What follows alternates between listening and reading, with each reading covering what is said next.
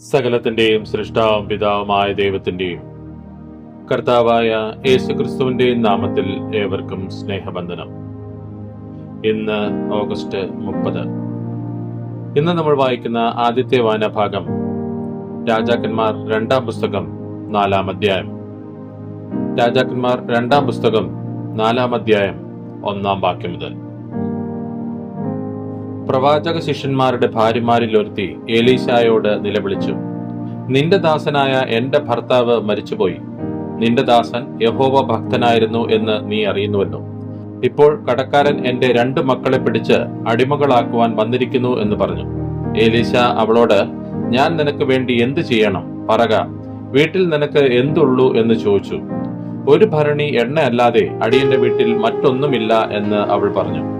അതിനവൻ, നീ ചെന്ന് നിന്റെ അയൽക്കാരോടൊക്കെയും വെറും പാത്രങ്ങളെ വായ്പ വാങ്ങുക, പാത്രങ്ങൾ കുറവായിരിക്കരുത്. പിന്നെ നീയും നിന്റെ മക്കളും അകത്ത് കയറി വാതിലടച്ച് പാത്രങ്ങളിലൊക്കെയും പകർന്ന് നിറഞ്ഞത് ഒരു ഭാഗത്ത് മാറ്റി വെക്കുക എന്ന് പറഞ്ഞു. അവൾ അവനെ വിട്ടു ചെന്ന് തന്റെ മക്കളോടുകൂടെ അകത്ത് കടന്ന് വാതിലടച്ചു. അവർ അവളുടെ അടുക്കൽ പാത്രങ്ങളെ വെച്ചു കൊടുക്കുകയും അവൾ പകരുകയും ചെയ്തു. പാത്രങ്ങൾ നിറഞ്ഞ ശേഷം അവൾ തന്റെ മകനോട്, ഇനിയും പാത്രം കൊണ്ടുവരിക എന്ന് പറഞ്ഞു. അവൻ അവളോട്, പാത്രമൊന്നുമില്ല എന്ന് പറഞ്ഞു. അപ്പോൾ എണ്ണ നിന്നുപോയി. അവൾ ചെന്ന് ദൈവപുരുഷനോട് വസ്തുത അറിയിച്ചു. നീ പോയി എണ്ണ വിറ്റ് കടം വീട്ടി ശേഷിപ്പ് കൊണ്ട് നീയും മക്കളും ഉപജീവനം കഴിച്ചുകൊള്ളുക എന്ന് പറഞ്ഞു. ഒരു ദിവസം എലീശ ശൂനേമിലേക്ക് പോയി. അവിടെ ധനികയായ ഒരു സ്ത്രീ ഉണ്ടായിരുന്നു. അവൾ അവനെ ഭക്ഷണത്തിന് വരേണം എന്ന് നിർബന്ധിച്ചു. പിന്നത്തേതിൽ അവൻ ആ വഴി പോകുമ്പോഴൊക്കെയും ഭക്ഷണത്തിന് അവിടെ കയറും. അവൾ തന്റെ ഭർത്താവിനോട്, നമ്മുടെ വഴിയായി കൂടെ കൂടെ കടന്നു പോകുന്ന ഈ ആൾ വിശുദ്ധനായ ഒരു ദൈവപുരുഷൻ എന്ന് ഞാൻ കാണുന്നു. നാം ചുവരോടുകൂടിയ ചെറിയൊരു മാളിക മുറി പണിതുണ്ടാക്കുക. അതിൽ അവന് ഒരു കട്ടിലും ഒരു മേശയും ഒരു നാൽക്കാലിയും ഒരു നിലവിളക്കും വെക്കുക. അവൻ നമ്മുടെ അടുക്കൽ വരുമ്പോൾ അവന് അവിടെ കയറി പാർക്കാമല്ലോ എന്ന് പറഞ്ഞു. പിന്നെ ഒരു ദിവസം അവൻ അവിടെ വരുവാനിടയായി. അവൻ ആ മാളിക മുറിയിൽ കയറി അവിടെ കിടന്നുറങ്ങി. അവൻ തന്റെ ബാല്യക്കാരനായ ഗേഹസിയോട്, ശൂനേംകാരത്തിയെ വിളിക്ക എന്ന് പറഞ്ഞു. അവൻ അവളെ വിളിച്ചു. അവൾ അവന്റെ മുമ്പിൽ വന്നു നിന്നു. അവൻ അവനോട്, നീ ഇത്ര താല്പര്യത്തോടെ ഒക്കെയും ഞങ്ങൾക്ക് വേണ്ടി കരുതിയല്ലോ, നിനക്ക് വേണ്ടി എന്തു ചെയ്യണം? രാജാവിനോടോ സേനാധിപതിയോടോ നിനക്ക് വേണ്ടി വല്ലതും പറയേണ്ടതുണ്ടോ എന്ന് നീ അവളോട് ചോദിക്കുക എന്ന് പറഞ്ഞു. അതിനവൾ, ഞാൻ സ്വജനത്തിന്റെ മധ്യ വസിക്കുന്നു എന്ന് പറഞ്ഞു. എന്നാൽ അവൾക്ക് വേണ്ടി എന്ത് ചെയ്യാമെന്ന് അവൻ ചോദിച്ചതിന് ഗേഹസി, അവൾക്ക് മകനില്ലല്ലോ, അവളുടെ ഭർത്താവ് വൃദ്ധനുമാകുന്നു എന്ന് പറഞ്ഞു. അവളെ വിളിക്ക എന്ന് അവൻ പറഞ്ഞു. അവൻ അവളെ വിളിച്ചപ്പോൾ അവൾ വാതിൽക്കൽ വന്നു നിന്നു. അപ്പോൾ അവൻ, വരുന്ന ആണ്ടിൽ ഈ സമയമാകുമ്പോഴേക്ക് നീ ഒരു മകനെ അണച്ചുകൊള്ളും എന്ന് പറഞ്ഞു. അതിനവൾ, അല്ല, ദൈവപുരുഷനായ എന്റെ യജമാനനെ, അടിയനോട് ഭോഷ്ക് പറയരുതേ എന്ന് പറഞ്ഞു. ആ സ്ത്രീ ഗർഭം ധരിച്ച് പിറ്റേ ആണ്ടിൽ എലീശ അവളോട് പറഞ്ഞ സമയത്ത് തന്നെ ഒരു മകനെ പ്രസവിച്ചു. ബാലൻ വളർന്നപ്പോൾ ഒരു ദിവസം അവൻ കൊയ്ത്തുകാരോടുകൂടി ഇരുന്ന തന്റെ അപ്പന്റെ അടുക്കൽ ചെന്നു. അവൻ അപ്പനോട്, എന്റെ തല എന്ന് പറഞ്ഞു. അവൻ ഒരു ബാല്യക്കാരനോട്, ഇവനെ എടുത്ത് അമ്മയുടെ അടുക്കൽ കൊണ്ടുപോക എന്ന് പറഞ്ഞു. അവൻ അവനെ എടുത്ത് അവന്റെ അമ്മയുടെ അടുക്കൽ കൊണ്ടുചെന്നു. അവൻ ഉച്ചവരെ അവളുടെ മടിയിൽ ഇരുന്ന ശേഷം മരിച്ചുപോയി. അപ്പോൾ അവൾ കയറി ചെന്ന് അവനെ ദൈവപുരുഷന്റെ കട്ടിന്മേൽ കിടത്തി വാതിലടച്ച് പുറത്തിറങ്ങി. പിന്നെ അവൾ തന്റെ ഭർത്താവിനെ വിളിച്ചു, ഞാൻ വേഗത്തിൽ ദൈവപുരുഷന്റെ അടുക്കലോളം പോയി വരേണ്ടതിന് എനിക്ക് ഒരു ബാല്യക്കാരനെയും ഒരു കഴുതയെയും അയച്ചു തരണമേ എന്ന് പറഞ്ഞു. അതിനവൻ, ഇന്ന് നീ അവന്റെ അടുക്കൽ പോകുന്നത് എന്തിന്? ഇന്ന് അമാവാസിയല്ല, ശബത്തും അല്ലല്ലോ എന്ന് പറഞ്ഞു. വേണ്ടതില്ല എന്ന് അവൾ പറഞ്ഞു. അങ്ങനെ അവൾ കഴുതപ്പുറത്ത് കോപ്പിട്ട് കയറി ബാല്യക്കാരനോട്, നല്ലവണ്ണം തെളിച്ചു വിടുക, ഞാൻ പറഞ്ഞല്ലാതെ വഴിയിൽ എവിടെയും നിർത്തരുത് എന്ന് പറഞ്ഞു. അവൾ ചെന്ന് കർമ്മേൽ പർവ്വതത്തിൽ ദൈവപുരുഷന്റെ അടുക്കിലെത്തി. ദൈവപുരുഷൻ അവളെ ദൂരത്ത് കണ്ടപ്പോൾ തന്റെ ബാല്യക്കാരനായ ഗേഹസിയോട്, അതാ ശൂന്യംകാരത്തി വരുന്നു, നീ ഓടിച്ചെന്ന് അവളെ എതിരേറ്റ്, സുഖം തന്നെയോ, ഭർത്താവ് സുഖമായിരിക്കുന്നുവോ, ബാലന് സുഖമുണ്ടോ എന്ന് അവളോട് ചോദിക്കണം എന്ന് പറഞ്ഞു. സുഖം തന്നെ എന്ന് അവൾ പറഞ്ഞു. അവൾ പർവ്വതത്തിൽ ദൈവപുരുഷന്റെ അടുക്കലെത്തിയപ്പോൾ അവന്റെ കാൽ പിടിച്ചു. ഗേഹസി അവളെ മാറ്റുവാൻ അടുത്ത് ചെന്നാറേ ദൈവപുരുഷൻ, അവളെ വിടുക, അവൾക്ക് വലിയ മനോവ്യസനമുണ്ട്, യഹോവ അത് എന്നെ അറിയിക്കാതെ മറച്ചിരിക്കുന്നു എന്ന് പറഞ്ഞു. ഞാൻ യജമാനനോട് ഒരു മകനെ ചോദിച്ചിരുന്നുവോ, എന്നെ ചതിക്കരുതേ എന്ന് ഞാൻ പറഞ്ഞില്ലയോ എന്ന് അവൾ പറഞ്ഞു. ഉടനെ അവൻ ഗേഹസിയോട്, നീ അരകെട്ടി എന്റെ വടിയും കയ്യിൽ എടുത്തുകൊള്ളുക. നീ ആരെയെങ്കിലും കണ്ടാൽ വന്ദനം ചെയ്യരുത്. നിന്നെ വന്ദനം ചെയ്താൽ പ്രതിവന്ദനം പറയുകയും അരുത്. എന്റെ വടി ബാലന്റെ മുഖത്ത് വെക്കണം എന്ന് പറഞ്ഞു. എന്നാൽ ബാലന്റെ അമ്മ, യഹോവയാണ്, നിന്റെ ജീവനാണ്, ഞാൻ നിന്നെ വിടുകയില്ല എന്ന് പറഞ്ഞു. അങ്ങനെ അവൻ എഴുന്നേറ്റ് അവളോടുകൂടെ പോയി. ഗേഹസി അവർക്ക് മുമ്പായി ചെന്ന് വടി ബാലന്റെ മുഖത്ത് വെച്ചു. എങ്കിലും ഒരു അനക്കമോ ഉണർച്ചയോ ഉണ്ടായില്ല. അതുകൊണ്ട് അവൻ അവനെ എതിരേൽപ്പാൻ മടങ്ങി വന്ന് ബാലൻ ഉണർന്നില്ല എന്ന് അറിയിച്ചു. ഏലീശ വീട്ടിൽ വന്നപ്പോൾ തന്റെ കട്ടിലിന്മേൽ ബാലൻ മരിച്ചു കിടക്കുന്നത് കണ്ടു. താനും ബാലനും മാത്രം അകത്ത് ഉണ്ടായിരിക്കെ അവൻ വാതിലടച്ച് യഹോവയോട് പ്രാർത്ഥിച്ചു. പിന്നെ അവൻ കയറി ബാലന്റെ മേൽ കിടന്നു. തന്റെ വായ് ബാലന്റെ വായ്മേലും തന്റെ കണ്ണ് അവന്റെ കണ്ണിന്മേലും തന്റെ ഉള്ളം കൈകൾ അവന്റെ ഉള്ളം കൈകളിന്മേലും വെച്ച് അവന്റെ മേൽ കവിണ്ണു കിടന്നപ്പോൾ ബാലന്റെ ദേഹത്തിന് ചൂട് പിടിച്ചു. അവൻ ഇറങ്ങി മുറിയിൽ അങ്ങോട്ടും ഇങ്ങോട്ടും ഒന്ന് നടന്നിട്ട് പിന്നെയും കയറി അവന്റെ മേൽ കവിണ്ണു കിടന്നു. അപ്പോൾ ബാലൻ 7 പ്രാവശ്യം തുമ്മി കണ്ണു തുറന്നു.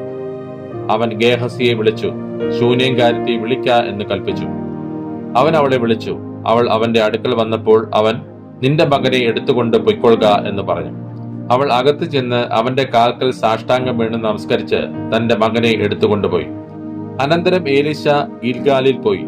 അന്ന് ദേശത്ത് ക്ഷാമം ഉണ്ടായിരുന്നു.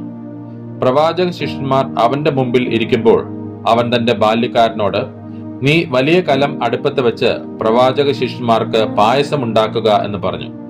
ഒരുത്തൻ ചീര പറിപ്പാൻ വയലിൽ ചെന്ന് ഒരു കാട്ടുവള്ളി കൊണ്ട് മടി നിറയെ പേച്ചുര പറിച്ചു കൊണ്ടുവന്നു. അവർ അറിയായികയാൽ അരിഞ്ഞ് പായസക്കലത്തിൽ ഇട്ടു. അവർ അത് ആളുകൾക്ക് വിളമ്പി. അവർ പായസം കുടിക്കുമ്പോൾ നിലവിളിച്ച്, ദൈവപുരുഷനായുള്ളവേ, കലത്തിൽ മരണം എന്ന് പറഞ്ഞു. അവർക്ക് കുടിപ്പാൻ കഴിഞ്ഞില്ല. മാവ് കൊണ്ടുവരുവിൻ എന്ന് അവൻ പറഞ്ഞു. അത് കലത്തിലിട്ടു. ആളുകൾക്ക് വിളമ്പിക്കൊടുക്ക എന്ന് പറഞ്ഞു.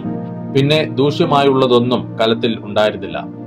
അനന്തരം ബാൽ ശാലീശയിൽ നിന്ന് ഒരാൾ ദൈവപുരുഷന് ആദ്യഫലമായിട്ട് 20 യവത്തപ്പവും മലരും പൊക്കണത്തിൽ കൊണ്ടുവന്നു. ജനത്തിന് അത് തിന്മാൻ കൊടുക്ക എന്ന് അവൻ കൽപ്പിച്ചു. അതിന് അവന്റെ ബാല്യക്കാരൻ, ഞാൻ ഇത് 100 പേർക്ക് എങ്ങനെ വിളമ്പും എന്ന് പറഞ്ഞു. അവൻ പിന്നെയും, ജനത്തിന് അത് തിന്മാൻ കൊടുക്ക, അവർ തിന്നുകയും ശേഷിപ്പിക്കുകയും ചെയ്യും എന്ന് യഹോവ അരുളി ചെയ്യുന്നു എന്ന് പറഞ്ഞു.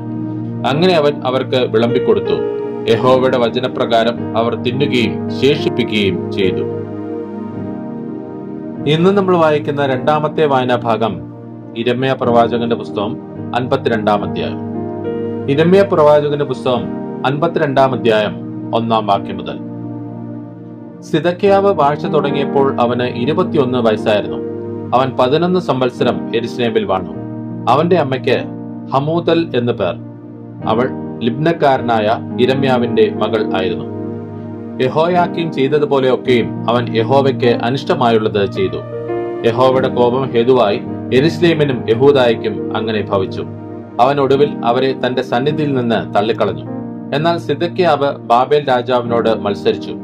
അവന്റെ വാഴ്ചയുടെ 9-ാം ആണ്ടിൽ 10-ാം മാസം 10-ാം തീയതി ബാബേൽ രാജാവായ നെബൂഖദ്നേസർ തന്റെ സർവ്വസൈന്യവുമായി യെരുശലേമിന്റെ നേരെ വന്ന് പാളയമിറങ്ങി അതിനെതിരെ ചുറ്റും കൊത്തളങ്ങൾ പണിതു. അങ്ങനെ സിദക്കിയ രാജാവിന്റെ 11-ാം ആണ്ട് വരെ നഗരം നിരോധിക്കപ്പെട്ടിരുന്നു. 4-ാം മാസം 9-ാം തീയതി ക്ഷാമം നഗരത്തിൽ കലശലായി ദേശത്തെ ജനത്തിന് ആഹാരമില്ലാതെ ഭവിച്ചു. അപ്പോൾ നഗരത്തിന്റെ മതിൽ ഒരിടം പൊളിച്ചു തുറന്നു. കൽദേർ നഗരം വളഞ്ഞിരിക്കെ പടയാളികളൊക്കെയും രാത്രി സമയത്ത് രാജാവിന്റെ തോട്ടത്തിനരികെ 2 മതിലുകളുടെ മധ്യയുള്ള പടിവാതിൽക്കൽ കൂടി നഗരം വിട്ടു പുറപ്പെട്ട് അരാബയിലേക്കുള്ള വഴിയായി ഓടിപ്പോയി. എന്നാൽ കൽദേയരുടെ സൈന്യം രാജാവിനെ പിന്തുടർന്ന് എരിഹോ സമഭൂമിയിൽ വെച്ച് സിദക്കിയാവോട് എത്തി. അവന്റെ സൈന്യമൊക്കെയും അവനെ വിട്ട് ചിതറിപ്പോയി. അവർ രാജാവിനെ പിടിച്ചു. ഹമാത്ത് ദേശത്തിലെ റിബ്ലായി ബാബേൽ രാജാവിന്റെ അടുക്കൽ കൊണ്ടുചെന്നു. അവൻ അവന് വിധി കൽപ്പിച്ചു. ബാബേൽ രാജാവ് സിദക്കിയാവിന്റെ പുത്രന്മാരെ അവൻ കാണുകയെ കൊന്നു. യഹൂദ പ്രഭുക്കന്മാരെ ഒക്കെയും അവൻ റിബ്ലായിൽ വെച്ച് കൊന്നുകളഞ്ഞു. പിന്നെ അവൻ സിദക്കിയാവിന്റെ കണ്ണ് പൊട്ടിച്ചു. ബാബേൽ രാജാവ് അവനെ ചങ്ങല കൊണ്ട് ബന്ധിച്ച് ബാബേലിലേക്ക് കൊണ്ടുചെന്ന് ജീവപര്യന്തം കാരാഗൃഹത്തിൽ ആക്കി.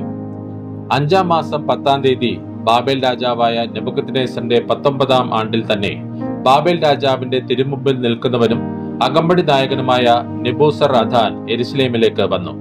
അവൻ യഹോവയുടെ ആലയവും രാജധാനിയും ചുട്ടു. യെരുശലേമിലെ എല്ലാ വീടുകളും പ്രധാന ഭവനങ്ങളൊക്കെയും തീവെച്ച് ചുട്ടുകളഞ്ഞു. അകമ്പടി നായകനോടുകൂടെ ഉണ്ടായിരുന്ന കൽദേ സൈന്യമൊക്കെയും യെരുശലേമിന്റെ ചുറ്റുമുള്ള മതിലുകളെല്ലാം ഇടിച്ചു കളഞ്ഞു. ജനത്തിൽ എളിയവരായ ചിലരെയും നഗരത്തിൽ ശേഷിച്ചിരുന്ന ജനശിഷ്ടത്തെയും ബാബേൽ രാജാവിനെ ചെന്ന് ശരണം പ്രാപിച്ചവരെയും പുരുഷാരത്തിൽ ശേഷിച്ചവരെയും അകമ്പടി നായകനായ നെബൂസർ അദാൻ ബദ്ധരാക്കി കൊണ്ടുപോയി. എന്നാൽ അകമ്പടി നായകനായ നെബൂസർ അദാൻ ദേശത്തെ എളിയവരിൽ ചിലരെ മുന്തിരിത്തോട്ടക്കാരായും കൃഷിക്കാരായും വിട്ടേച്ചുപോയി. യഹോവയുടെ ആലയത്തിലെ താമ്ര സ്തംഭങ്ങളും പീഠങ്ങളും യഹോവയുടെ ആലയത്തിലെ താമ്രം കൊണ്ടുള്ള കടലും കൽദേർ ഉടച്ച് താമ്രമൊക്കെയും ബാബേലിലേക്ക് കൊണ്ടുപോയി. കലങ്ങളും ചട്ടുകങ്ങളും കത്രികകളും കിണ്ണങ്ങളും തവികളും ശുശ്രൂഷയ്ക്കുള്ള സകല താമ്രോപകരണങ്ങളും അവർ എടുത്തുകൊണ്ടുപോയി. പാനപാത്രങ്ങളും തീച്ചട്ടികളും കിണ്ണങ്ങളും കലങ്ങളും വിളക്ക് തണ്ടുകളും തവികളും കുടങ്ങളും പൊന്നുകൊണ്ടുള്ളതും വെള്ളി കൊണ്ടുള്ളതും എല്ലാം അകമ്പടി നായകൻ കൊണ്ടുപോയി. ശലോമൻ രാജാവ് യഹോവയുടെ ആലയം വകയ്ക്ക് ഉണ്ടാക്കിയ 2 സ്തംഭവും 1 കടലും പീഠങ്ങളുടെ കീഴെ ഉണ്ടായിരുന്ന 12 താമ്രക്കാളയും തന്നെ. ഈ സകല സാധനങ്ങളുടെയും താമ്രത്തിന് തൂക്കമില്ലാതെയിരുന്നു. സ്തംഭങ്ങളോ ഓരോന്ന് 18 മുഴം ഉയരവും 12 മുഴം ചുറ്റളവും 4 വിരൽ കനവുമുള്ളതായിരുന്നു. അത് പൊള്ളയുമായിരുന്നു. അതിന്മേൽ താമ്രം കൊണ്ട് ഒരു പോതിക ഉണ്ടായിരുന്നു. പോതികയുടെ ഉയരം 5 മുഴം. പോതികമേൽ ചുറ്റും വലപ്പണിയും മാതളപ്പഴവും ഉണ്ടായിരുന്നു. സകലവും താമ്രം കൊണ്ടായിരുന്നു. 2ാമത്തെ സ്തംഭത്തിനും ഇതുപോലെയുള്ള പണിയും മാതളപ്പഴവും ഉണ്ടായിരുന്നു. 4 പുറത്തും കൂടെ 96 മാതളപ്പഴവും ഉണ്ടായിരുന്നു. വലപ്പണിയിൽ ചുറ്റുമുള്ള മാതളപ്പഴം ആകെ 100 ആയിരുന്നു. അകമ്പടി നായകൻ മഹാപുരോഹിതനായ സെരായാവെയും 2ാം പുരോഹിതനായ സെഫന്യാവെയും 3 വാതിൽ കാവൽക്കാരെയും പിടിച്ചുകൊണ്ടുപോയി. നഗരത്തിൽ നിന്ന് അവൻ യോദ്ധാക്കളുടെ വിചാരകനായ ഒരു ഷണ്ഡനെയും നഗരത്തിൽ വെച്ച് കണ്ട 7 രാജപരിചാരകന്മാരെയും ദേശത്തിലെ ജനത്തെ പടയ്ക്ക് ശേഖരിക്കുന്ന സേനാപതിയുടെ രായസക്കാരനെയും നഗരത്തിൽ കണ്ട 60 നാട്ടുപുറക്കാരെയും പിടിച്ചുകൊണ്ടുപോയി. ഇവരെ അകമ്പടി നായകനായ നെബൂസർ അദാൻ പിടിച്ച് റിബ്ലായിൽ ബാബേൽ രാജാവിന്റെ അടുക്കൽ കൊണ്ടുചെന്നു. ബാബേൽ രാജാവ് ഹമാദ് ദേശത്തിലെ റിബ്ലായിൽ വെച്ച് അവരെ വെട്ടിക്കൊന്നു. ഇങ്ങനെ യഹൂദ സ്വദേശം വിട്ട് പ്രവാസത്തിലേക്ക് പോകേണ്ടി വന്നു.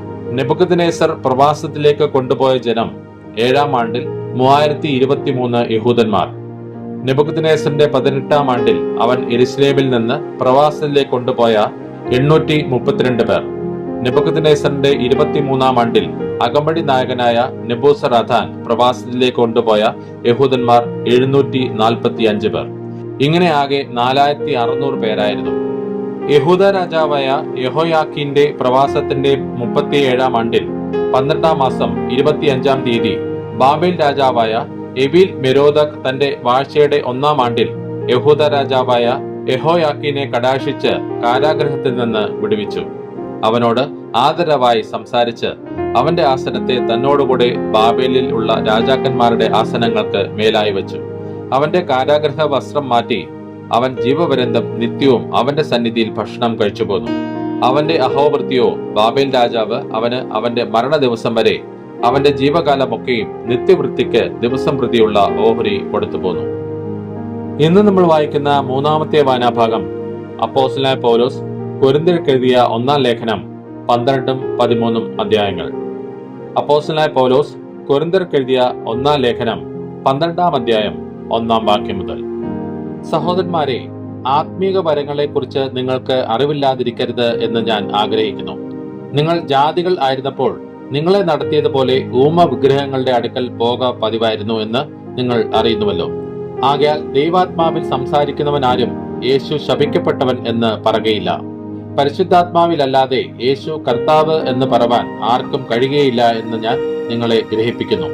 എന്നാൽ കൃപാവരങ്ങളിൽ വ്യത്യാസമുണ്ട്, ആത്മാവ് ഒന്നത്രേ. ശുശ്രൂഷകളിൽ വ്യത്യാസമുണ്ട്, കർത്താവ് ഒരുവൻ. വീര്യപ്രവൃത്തികളിൽ വ്യത്യാസമുണ്ട്, എങ്കിലും എല്ലാവരിലും എല്ലാം പ്രവർത്തിക്കുന്ന ദൈവം ഒരുവൻ തന്നെ. എന്നാൽ ഓരോരുത്തന് ആത്മാവിന്റെ പ്രകാശനം പൊതുപ്രയോജനത്തിനായി നൽകപ്പെടുന്നു.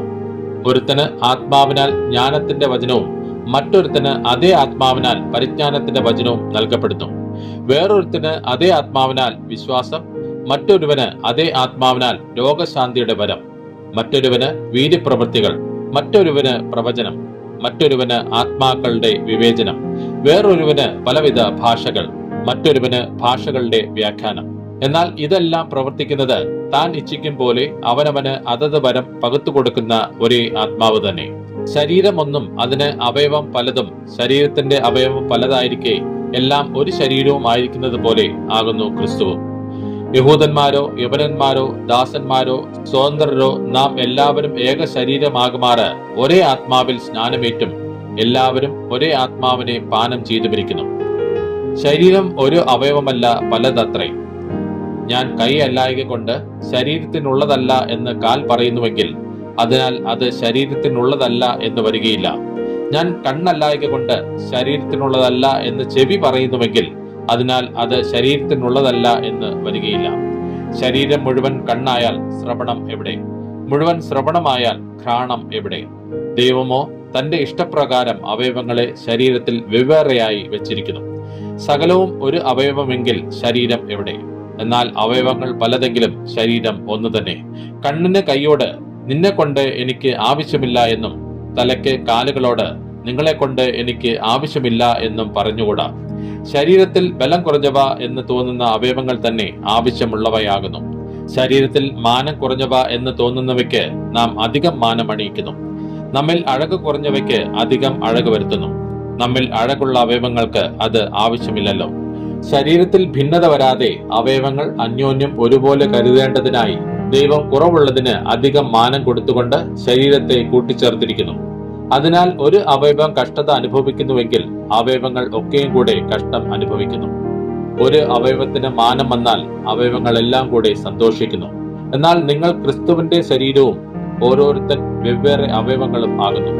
ദൈവം സഭയിൽ ഒന്നാമത് അപ്പോസ്തലന്മാർ, രണ്ടാമത് പ്രവാചകന്മാർ, മൂന്നാമത് ഉപദേഷ്ടാക്കന്മാർ ഇങ്ങനെ ഓരോരുത്തരെ നിയമിക്കുകയും പിന്നെ വീര്യപ്രവൃത്തികൾ, രോഗശാന്തികളുടെ വരം, സഹായം ചെയ്യുവാനുള്ള വരം, പരിപാലന വരം, വിവിധ ഭാഷാവരം എന്നിവ നൽകുകയും ചെയ്തു. എല്ലാവരും അപ്പോസ്തലന്മാരോ? എല്ലാവരും പ്രവാചകന്മാരോ? എല്ലാവരും ഉപദേഷ്ടാക്കന്മാരോ? എല്ലാവരും വീര്യപ്രവൃത്തികൾ ചെയ്യുന്നവരോ? എല്ലാവർക്കും രോഗശാന്തിക്കുള്ള വരമുണ്ടോ? എല്ലാവരും അന്യഭാഷകളിൽ സംസാരിക്കുന്നുവോ? എല്ലാവരും വ്യാഖ്യാനിക്കുന്നുവോ? ശ്രേഷ്ഠ വരങ്ങളെ വാഞ്ചിപ്പിൻ. ഇനി അതിശ്രേഷ്ഠമായ ഒരു മാർഗം ഞാൻ നിങ്ങൾക്ക് കാണിച്ചു തരാം. അപ്പോസ്തലനായ പൗലോസ് കൊരിന്ത്യർക്കെഴുതിയ 1-ാം ലേഖനം 13-ാം അധ്യായം 1-ാം വാക്യം മുതൽ. ഞാൻ മനുഷ്യരുടെയും ദൂതന്മാരുടെയും ഭാഷകളിൽ സംസാരിച്ചാലും എനിക്ക് സ്നേഹമില്ല എങ്കിൽ ഞാൻ മുഴങ്ങുന്ന ചെമ്പോ ചിലമ്പുന്ന കൈത്താളമോ അത്രേ. എനിക്ക് പ്രവചനവരം ഉണ്ടായിട്ട് സകല മർമ്മങ്ങളും സകല ജ്ഞാനവും ഗ്രഹിച്ചാലും മലകളെ നീക്കുവാൻ തക്ക വിശ്വാസമുണ്ടായാലും സ്നേഹമില്ല എങ്കിൽ ഞാൻ ഏതുമില്ല. എനിക്കുള്ളതെല്ലാം അന്നദാനം ചെയ്താലും എന്റെ ശരീരം ചുടുവാൻ ഏൽപ്പിച്ചാലും സ്നേഹമില്ല എങ്കിൽ എനിക്ക് ഒരു പ്രയോജനവും ഇല്ല. സ്നേഹം ദീർഘമായി ക്ഷമിക്കുകയും ദയ കാണിക്കുകയും ചെയ്യുന്നു. സ്നേഹം സ്പർദ്ധിക്കുന്നില്ല, സ്നേഹം നിഗളിക്കുന്നില്ല, ചീർക്കുന്നില്ല, അയോഗ്യമായി നടക്കുന്നില്ല, സ്വാർത്ഥം അന്വേഷിക്കുന്നില്ല, ദേഷ്യപ്പെടുന്നില്ല, ദോഷം കണക്കിടുന്നില്ല, അനീതിയിൽ സന്തോഷിക്കാതെ സത്യത്തിൽ സന്തോഷിക്കുന്നു, എല്ലാം പൊറുക്കുന്നു, എല്ലാം വിശ്വസിക്കുന്നു, എല്ലാം പ്രത്യാശിക്കുന്നു, എല്ലാം സഹിക്കുന്നു. സ്നേഹം ഒരു നാളും ഉതിർന്നു പോകുകയില്ല. പ്രവചനപരമോ അത് നീങ്ങിപ്പോകും, ഭാഷാപരമോ അത് നിന്നുപോകും, ജ്ഞാനമോ അത് നീങ്ങിപ്പോകും. അംശമായി മാത്രം നാം അറിയുന്നു, അംശമായി മാത്രം പ്രവചിക്കുന്നു. പൂർണ്ണമായത് വരുമ്പോഴോ അംശമായത് നീങ്ങിപ്പോകും. ഞാൻ ശിശുവായിരുന്നപ്പോൾ ശിശുവിനെ പോലെ സംസാരിച്ചു, ശിശുവിനെ പോലെ ചിന്തിച്ചു, ശിശുവിനെ പോലെ നിരൂപിച്ചു. പുരുഷനായ ശേഷമോ ഞാൻ ശിശുവിനുള്ളത് ത്യജിച്ചു കളഞ്ഞു. ഇപ്പോൾ നാം കണ്ണാടിയിൽ കടമൊഴിയായി കാണുന്നു, അപ്പോൾ മുഖാമുഖമായി കാണും. ഇപ്പോൾ ഞാൻ അംശമായി അറിയുന്നു, അപ്പോഴോ ഞാൻ അറിയപ്പെട്ടതുപോലെ തന്നെ അറിയും. ആകയാൽ വിശ്വാസം, പ്രത്യാശ, സ്നേഹം ഈ മൂന്നും നിലനിൽക്കുന്നു. ഇവയിൽ വലിയതോ സ്നേഹം തന്നെ. ഇന്ന് നമ്മൾ വായിച്ചു കേട്ട ഈ വേദഭാഗങ്ങളാൽ പിതാവായ ദൈവത്തിൽ നിന്നും കർത്താവായ ക്രിസ്തുയേശുവിൽ നിന്നും ഏവർക്കും കൃപയും കനിവും സമാധാനവും ഉണ്ടാകട്ടെ. ആമേൻ.